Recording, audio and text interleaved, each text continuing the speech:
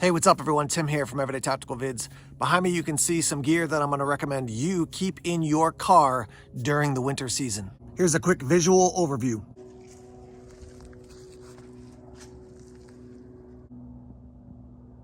Let's start off here with our highly reflective gear. So I've got a pair of ironclad gloves. These are work gloves, obviously highly visible, a highly visible winter hat, and then this is a reflective vest. I would recommend you get a size larger at least than what you wear so that you can wear this on top of a winter coat. But if your car breaks down and you have to be outside working on it or trying to do something outside of the vehicle by a busy road, you want people to be able to see you. That's why I recommend these. In addition to these gloves, which will add some warmth, I do have some wool gloves as well.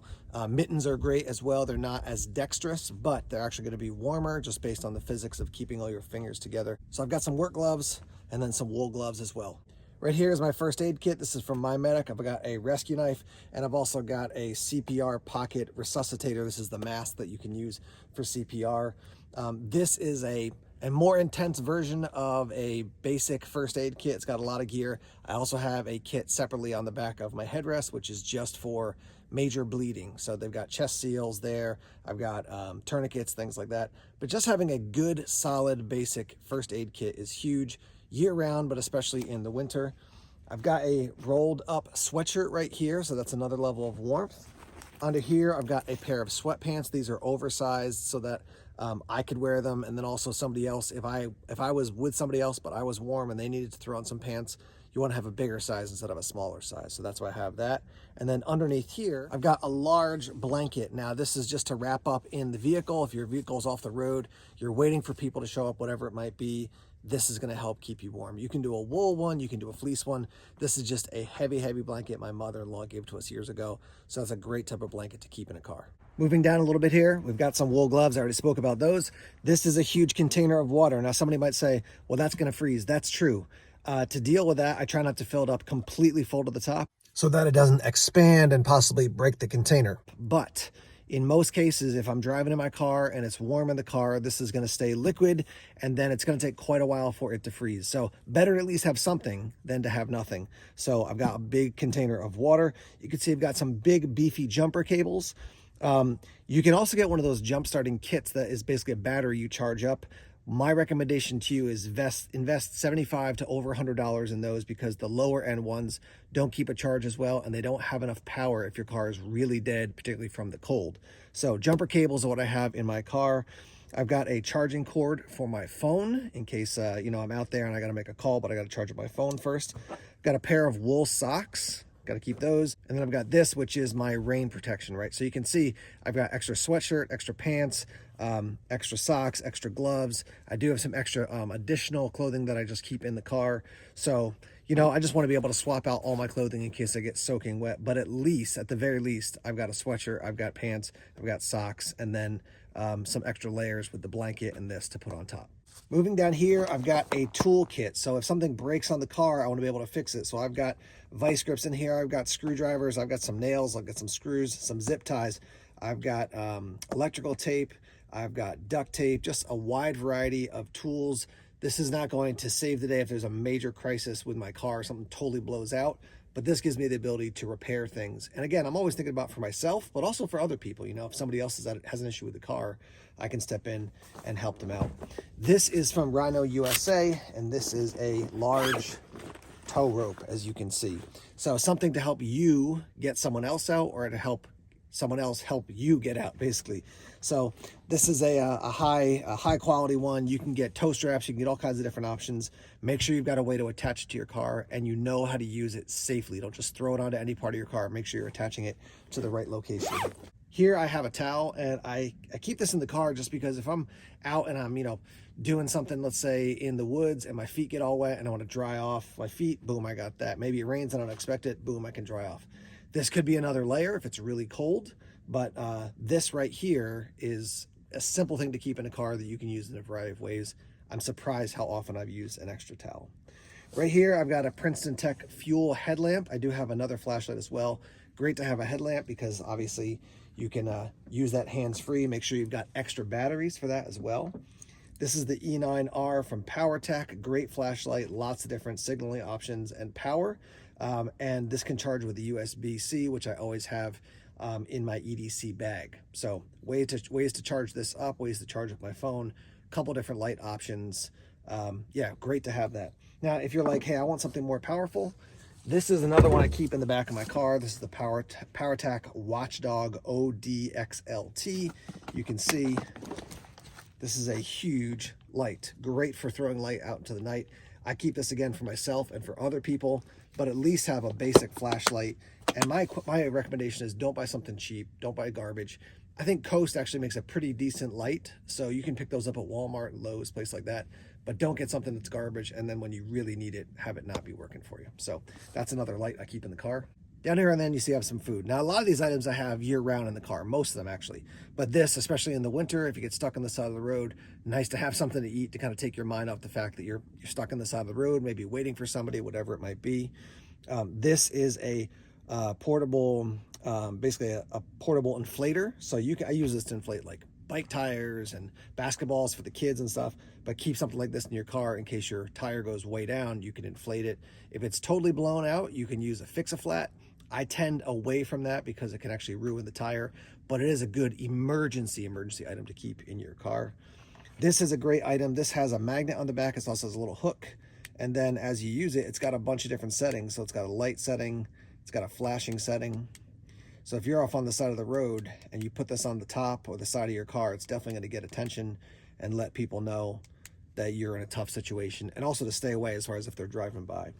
This right here is a triangle that you can put up. This is a great option. There's just a little bit of, I think there's, sand on the bottom there. You could add more if you wanted to, but this can stand out and basically let people know, hey, you know, something's going on. Put this back a distance from your car in addition to using some flares, and that'll let people know you're off the side of the road. Here I've got a bunch of flares. Just heads up, make sure that you're checking in on their basically wear and tear in the weather. I've used 2. I've got 3 more. These are a little bit dirty, but totally functional. Just make sure that you don't have one that's basically, you know, died on you. You're not gonna be able to use it because it's just, they will crumble apart after a while. Right back there in the bed of my truck, I've got a can for gasoline. You can get a cheap one of those at Walmart, probably for like $5. Just a plastic one, but great because you can actually, you know, go get gas and fuel up your car, or obviously you can help somebody else, or if it's clean, you can carry other things in it, obviously water if you needed to do that. This is my, right there's my CRKT shovel. I'm gonna take that out in a minute and show that to you. But first I wanna mention, I do have a pair of boots. Those are basically just all rubber boots. If I had to get out from and away from my vehicle, I could do that, and those will keep me dry. They're not super warm, but they will keep me dry, which is nice because when you're wet and cold, that's a bad situation. You can see on the other side I have an axe there. Not everybody's going to have the ability or the space, the time, the money to invest in that, but that's something I keep in my car as well. If you do keep it outside, make sure you put a nice coating of like axe wax or something like that so it doesn't get all rusty, because that has definitely happened to me before. This is the shovel I've chosen. It's the CRKT Trencher. I'll show you on the back there. There's that, and this is CRKT on the front. This does fold down, so you can put it at different angles. Now, the reason I chose this instead of a collapsible shovel, like people keep those in the back of their car, I think they're good. They use them for backpacking in the backcountry, mountaineering, avalanche shovels, they're called sometimes. Now, the reason I chose this over that is because of this, the head of the shovel, it's steel. So if I get ice jammed under my car, trying to dig it out with an aluminum or a heavy duty plastic shovel, it's just not going to work as well. This is not nearly as big. Maybe those folding shovels are twice as wide and maybe a little bit taller. So you're going to get just kind of general snow out of there more quickly, but this one will work. But this one offers more functionality. I can really chop at ice and other things if I needed to break some stuff up in order to get my vehicle out. So that's why I chose this. And again, I keep this in the back of the truck all year round. This is one other item I want to recommend. I just used it, so it wasn't rolled up. I just got it reorganized. But having a tarp is great, because if you have to climb, alongside your vehicle or maybe under the vehicle a little bit to do something, and again, be very careful in the snow doing that. But if you were out and having to lay down or kneel down in the snow, this will keep the snow from getting your clothes wet, getting you wet, which gets you colder much more quickly. So this is just an inexpensive one. I think it's maybe 6x8. You can pick these up at a Walmart. You can pick it up at an Ocean State Job Lot, that type of place. Family Dollar probably has them, but good to have a tarp pretty much all year round, but especially in the winter. A couple additional items you might want to get. You can actually get, it looks like a Lego actually. It's about this big and they roll out, and it's basically a track that you can put under your wheel to get traction and, you know, get out of a situation where you're stuck in snow or ice or mud. It's about this thick. I keep one in my wife's car. I don't have it with me now. But that, maybe a bag of kitty litter. Those are sometimes things people keep in their vehicle. Just to be clear, the application for the kitty litter is to pour it out underneath where your tire is going to be rolling so you can get more traction. For me in the winter, you may have seen those tracks that people use for overlanding and mudding and stuff like that. So those will go on top of the truck soon. I got to purchase those. But that's a way to get out of a stuck situation when you're stuck in mud or ice or things like that. Let me close out here with a couple kind of philosophical but important thoughts when it comes to winter survival connected to your car, right? Number one, if you go off the road in your car, unless you're in a dangerous situation where the car is sitting, usually the best thing to do is to stay in your car. You can run your car on and off, especially want to make sure that the tailpipe is not plugged up, because that'll be pushing carbon monoxide back into your vehicle. So make sure that's open. So you can run your car every once in a while to heat it up and get warm, and then it'll cool down. So generally the best idea is don't leave your vehicle and go somewhere else. It's more likely somebody's going to find you, right? So staying with your vehicle is a huge thing. This gear that I'm showing you, it's not for lifelong survival. It's not for reestablishing civilization in the woods. It's to stay alive until AAA comes, a friend comes, a family member comes, a kind citizen stops and goes, hey, you look like you're in trouble. Can I help you out? So that's why I don't have, 50 pounds of food and all these types of things. You want to stay alive and stay healthy and stay warm in the winter until you're able to get out. And in most situations, you're going to bump into somebody. Be careful if you do go off grid, just to think, oh, I've got enough gear, I'll be fine. If you're going off the beaten path, even not like way off grid, you're just going a little bit off the beaten path, make sure somebody knows where you are, when you're coming back, and make sure you got enough gear so you could stay the night, right? Like with this gear I have, I could sleep in my truck for a while. I could stay days here because I've got enough stuff to stay warm.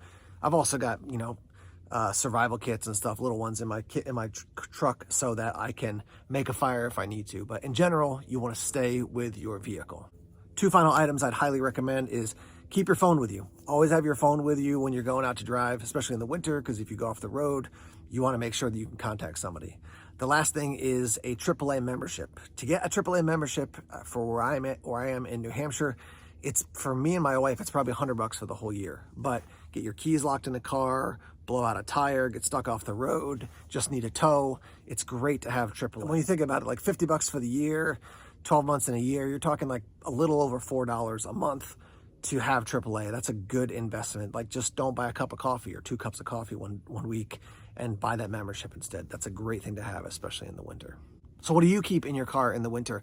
What from this do you have? What would you add? What are other items? And again, I want to keep it to like the effecting self-rescue quickly, not the I'm going to survive in the woods forever. Let's keep it on that side of things, and let's hear your recommendations. Since you're watching this video, check out the comments below, because there could be good ideas that pop up.